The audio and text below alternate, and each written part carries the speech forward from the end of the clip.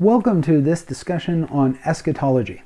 Eschatology comes from the Greek word eschaton, eschatos, and last, final, ology, book, knowledge, etc. So eschatology is a study of the end. Now it can be broken into two categories. There's personal eschatology, that is what happens when a person dies, and then there's eschatology referring to the final things, end times, the return of Christ, final judgment, things of that nature. Now here you can see I've put up 4 tents, and these are the 4 major views. We're not going to discuss all 4 of them in this discussion, but one of the things that often doesn't get discussed is the presuppositions behind the position. That is, a premillennial dispensationalist will get into the parts of the Bible that they interpret to arrive at a premillennial dispensational point of view, or an amillennialist will discuss the points that lead them to an amillennial position. However, behind those are presuppositions.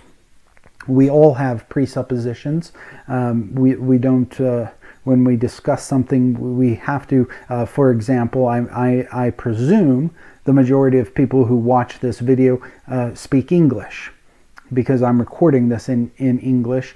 And so, that's just a presupposition I have over my audience. It could be wrong, When we get into these views, there are presuppositions that stand behind the views. Now, for example, the book of the Revelation, premillennial dispensationalism believes it must be interpreted very wooden literal or concrete literal. The state in the Levant currently on the coast of the Mediterranean, known as Israel, is that state, is that an end times prophecy fulfillment? What is it, and is it identical with biblical Israel? Those are presuppositions that stand behind a person's eschatological interpretation.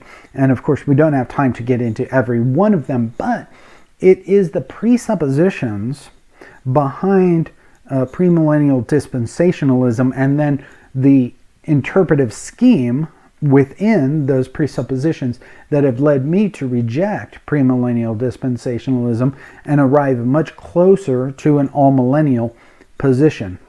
Now I want to draw your attention to 1 Thessalonians chapter 4, verse 17.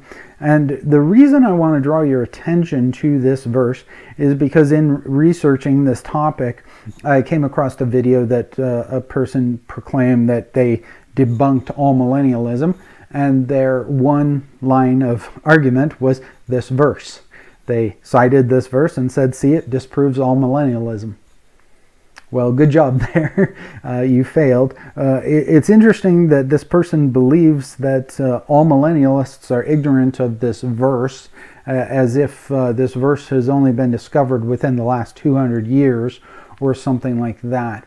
Now, the verse, 1 Thessalonians chapter 4, verse 17 in the New American Standard Bible, then we who are alive, who remain, will be caught up together with them in the cloud to meet the Lord in the air, and so we will always be with the Lord. Now the question is, what event is Paul describing here in 1 Thessalonians chapter 4? The premillennial dispensationalist will say that the event being described by Paul here is the left behind rapture. The left behind rapture, I use the word left behind from the book series and the video series, because it's a view that at this event, all of the Christians will disappear, leaving all of the non-Christians behind. And they interpret 1 Thessalonians chapter 4 in this way. And this is a very Darby, Lindsay, LaHaye interpretation of this passage. However, the all-millennialist sees in this passage the second coming, not a event that predates the second coming by 7 years, but literally the second coming.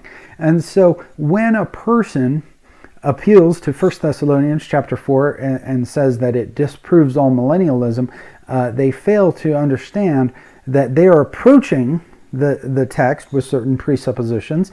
The all-millennialist approaches the text with certain presuppositions, and simply citing a verse doesn't prove or disprove any of the views. Now today in the Western Church, largely there are 4 major views.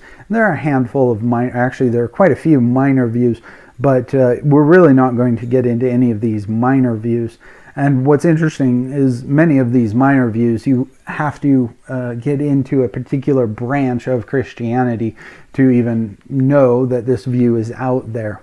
What's interesting is actually premillennial dispensationalism. Its origins come from a particular sect or a particular denomination, relatively new when we talk about church history being some 2,000 years. And the fact that this teaching really cropped up in this rather obscure sectarian and branch of the Christian church that has several other distinct doctrines that have not broken through its denomination to influence the rest of Christianity, yet its end times, its eschatological system did break through, and you could argue that premillennial dispensationalism is the major view of the Western church today. Now, it is an important topic. Eschatology, it is important. But I'm of the opinion that it doesn't touch on salvation. When we look at many of the topics within theology, soteriology, your view of salvation and how you are saved, that obviously touches on your salvation. Theology proper, the understanding of God Himself, that obviously touches on your salvation. Christology, your understanding of the person of Christ, obviously that would touch your salvation. However, eschatology, I'm not of the opinion that it has a direct line to your salvation. Now, I do believe there is such thing as bad theology, and I believe there's such thing as secondary or tertiary positions, and I would put eschatology in either a secondary or tertiary position. Now, 2 Peter does warn against people who take Paul's writings and twist them as they do other scriptures. And so it's not that all things are on the table. It's not that carte blanche for any teaching or something like that. I mean, 1 John talks about how there are false teachings about Christ. Galatians talks about how there's a false gospel.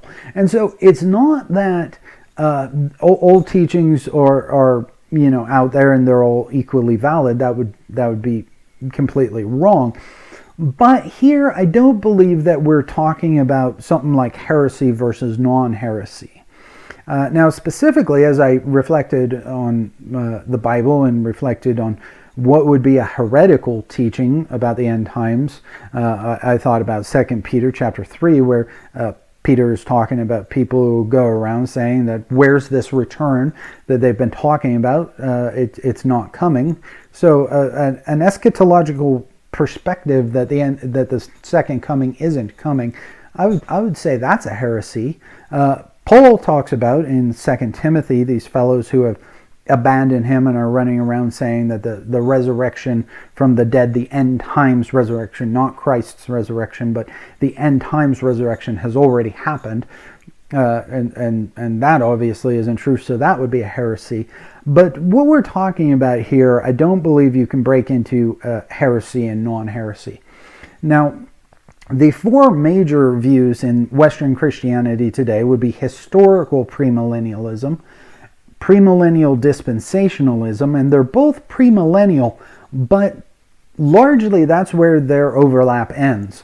When the premillennial dispensationalist tries to piggyback on historical premillennialists, especially in church history, they do so in a rather intellectually dishonest way. again, going to those presuppositions that stand behind these positions, premillennial dispensationalism and historical premillennialism, they're both premillennial, but that's about where their similarities end. They don't view that nation of Israel, they don't view it the same, they don't understand the dispensations the same, and so it's intellectually dishonest to say that they're the same thing. All-millennialism would be the third position, and all-millennialism is actually a bit of a misnomer. When you put the letter A on the front of a word, it means no or not. So a theist, that is space a theist is someone who believes in God. A Muslim, a Jew, and a Christian, they all believe in a God, so they would all be theists. You put A on front of there and it becomes atheist, well, that's a person who believes there is no God. So all-millennialism literally means no millennia, and that really that's not accurate when it comes to all-millennialism, because all-millennialism does believe there's a millennium, it just doesn't believe there's a literal millennium. In other words, there's not day one of year one of the millennia, and then 365, or if you're using a Jewish calendar, whatever that would be, day of year 1000, where premillennial dispensationalism seems to believe that there is a literal 1,000 years. All millennialism doesn't believe in a literal 1,000 years. It believes in a big time period. Interestingly, the millennia is only mentioned in the book of the Revelation. It's not mentioned in any other text. And so I find it rather dishonest that is the name attached to this view, as if the view of the millennia is the only thing that distinguishes them or makes them different. That's not the case in the least bit. And the fourth view would be postmillennialism. Postmillennialism has largely fallen out of favor since the end of World War II, and it's not a very popular view today, and yet it's still around, though. So with that in mind, I do want to say that it's not my position that people who hold to premillennialism are going to hell, and I hope that somebody who holds to premillennialism doesn't also think that an all-millennialist is going to hell because they're an all-millennialist. Again, I don't think that this is a topic that deserves to consider somebody a Christian, or to say somebody's not a true Christian, whatever that term means. I don't think that this is actually a topic that we should break fellowship over if we can't agree. I'm more than willing to fellowship with premillennialists. Some of my good friends are premillennialists, and it's not something I'm willing to divide the church over. And I hope that somebody I hope that somebody on the other position would do the same. They wouldn't be willing to break fellowship over something like that. With that, I'm going to wrap up this video. In the next video, we're going to talk about the last times, or the last days, versus the last day. So join me again. Thank you.